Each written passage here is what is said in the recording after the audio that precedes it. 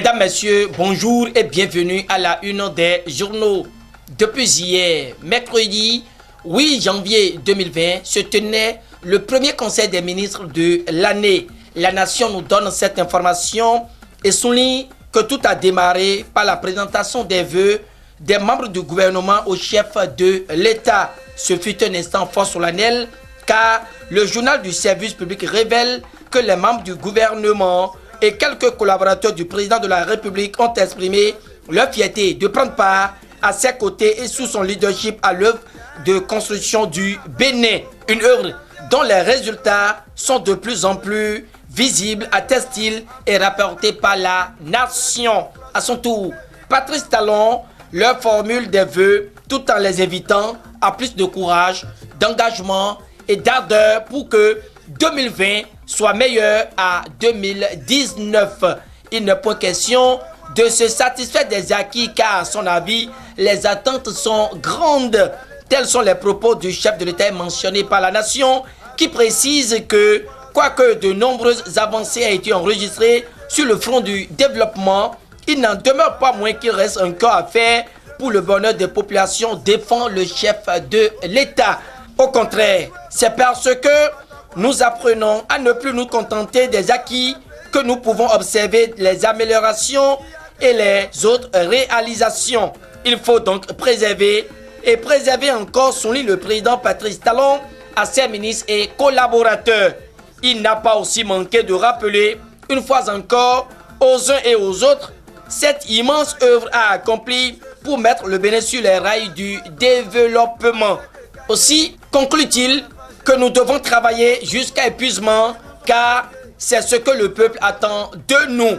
Toujours avec la nation, et l'une des grandes décisions prises hier en conseil des ministres est abordée.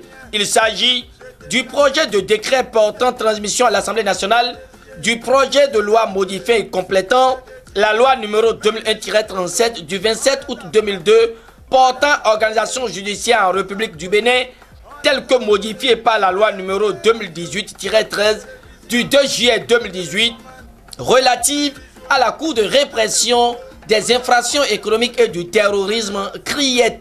Au regard des explications données par le ministre de la Communication Alain Orunla au sujet des recommandations de la Cour constitutionnelle et de la Cour africaine des droits de l'homme et des peuples pour améliorer l'organisation et le fonctionnement de la CRIET, le top a été lancé et cette juridiction sera renforcée et dotée de moyens supplémentaires pour mieux agir. Ceci pour la préservation des droits des justiciables, conclut la nation. Un double degré de juridiction pour la CRIET, écrit fraternité.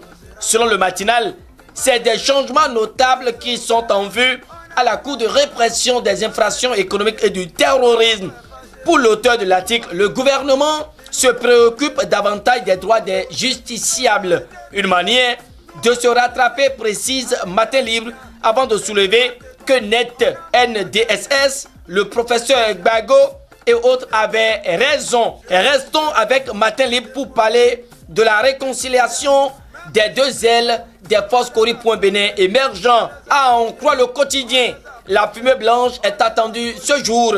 Yahi ne construit-il pas sur du sable mouvant, s'interroge Matin Libre. Avant de livrer son message sur la reconstitution de carrière de certains fonctionnaires de police, Matin Libre indexe Dido Lambi Pêcheur, une ancienne gloire de la musique béninoise, oubliée lors des Oscars. En manchette, le quotidien, lu à l'international, est déjà disponible dans les kiosques ce jeudi, révèle que Louis-Philippe Roundéon déniche une fraude et saisit le président Patrice Talon. L'ex-directeur général de la police nationale réclame 100 milliards de francs CFA pour réparation. Toujours avec Matin Libre, et nous apprenons sur la nomination de Fred Houenou. La force Cori pour le développement du Bénin de Soumanou Toleba prise la main dans le sac, étale le journal. À l'aéroport de Cotonou, Kemi Seba est interdit d'aller à Bamako. C'est Matin Libre qui nous file cette information dans ses colonnes. À présent, c'est le Télégramme qui s'installe avec pour titre « Trafic de stupéfiants ». Encore 135 kg de drogue arrêtés, mentionne le journal de Etienne Rousseau en manchette avant de propager que la propriétaire, l'épouse d'un député, est activement recherchée. En réalité, c'est le lundi 6 janvier 2020 que l'unité mixte de contrôle des conteneurs a appréhendé un conteneur de drogue en partance pour le port sec d'Alada et avec la complicité de l'Office central de répression du trafic illicite des drogues et des précurseurs, le CERTID, et la direction des services de liaison et de documentation. Des dispositions ont été prises et la main a été mise sur la cargaison de stupéfiants. Mais avant, Dame Fati, qui assurait le convoyage, avait déjà pris ses jambes au cou.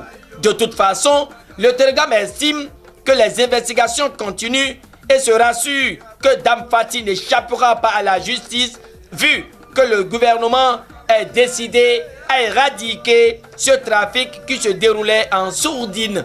Mesdames, Messieurs, ainsi s'achève la revue de presse de ce jeudi 9 janvier 2020 que je vous remercie d'avoir suivi.